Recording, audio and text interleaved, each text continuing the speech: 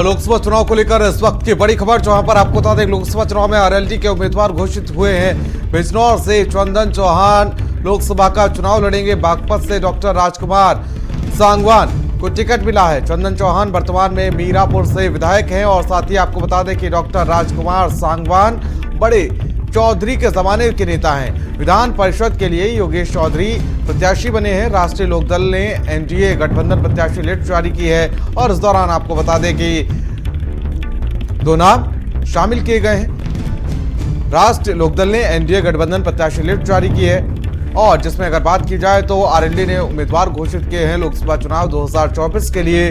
बिजनौर से चंदन चौहान लोकसभा का चुनाव लड़ेंगे आरएलडी के सिंबल पर और साथ ही आपको बता दें बागपत से बात की जाए तो डॉक्टर राजकुमार सांगवान को टिकट दिया गया है।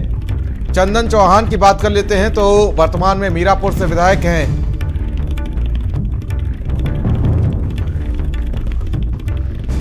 तो वहीं विधान परिषद के लिए योगेश चौधरी को प्रत्याशी बनाया गया है।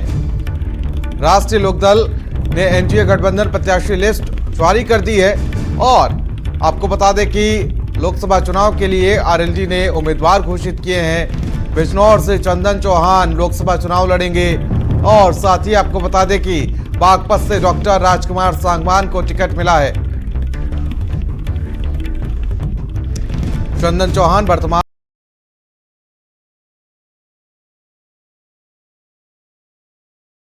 में मीरापुर से विधायक हैं और डॉक्टर राजकुमार की बात कर ले तो बड़े नेता हैं राष्ट्रीय लोकदल के।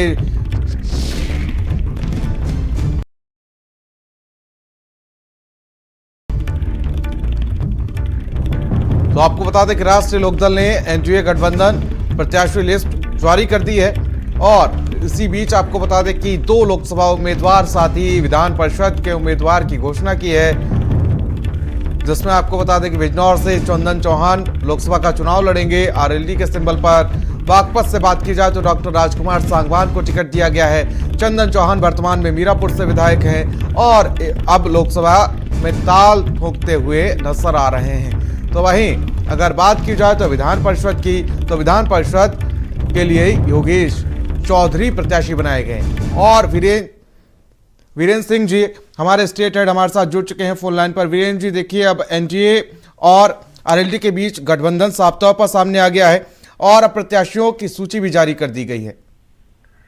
ये बहुत बड़ी खबर है कि एनडीए में शामिल होने के बाद जयंत चौधरी को विधान परिषद की एक सीट मिलने जा रही है जी। लोकसभा चुनाव में वो 2 सीटों पर तो पहले से चर्चा थी कि उनको मिलेगी जी। लेकिन विधान परिषद में उनका खाता खुल जाएगा। अब राष्ट्रीय लोकदल का एक प्रत्याशी वहां पर जा रहा है। ये बहुत बड़ी खबर है और भाजपा ने ये कहा जाए तो उदारता के साथ जयंत चौधरी को सीटें दी हैं, इतना आसानी से वो देती नहीं है।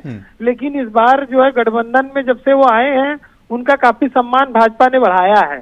तो लोकसभा का जो चुनाव है उसके 2 सीटों के अलावा योगेश चौधरी को एमएलसी का प्रत्याशी बनाकर बीजेपी ने जयंत चौधरी का कद बढ़ाया है। तो ये बड़ी खबर है और चंदन चौहान को बागपत से आरएलडी ने लड़ाने का ऐलान किया है और सांगवान को वो बिजनौर से लड़ाएंगे। तो ये बिजनौर से चंदन चौहान को लड़ाएंगे और बागपत से राजकुमार सांगवान को लड़ाने जा रहे हैं। लेकिन फायदे की बात यह है कि योगेश चौधरी को एक सीट मिलने जा रही है बीजेपी की कोटे से। देखिए 13 जो विधान परिषद की सीटें वो खाली हो रही हैं, उसमें अपना दल के एक आशीष पटेल को है और दूसरी सीट योगेश चौधरी को चली गई है आरएलडी के। तो यानी कि 8 सीटों पर भारतीय जनता पार्टी के ही उम्मीदवार जाएंगे।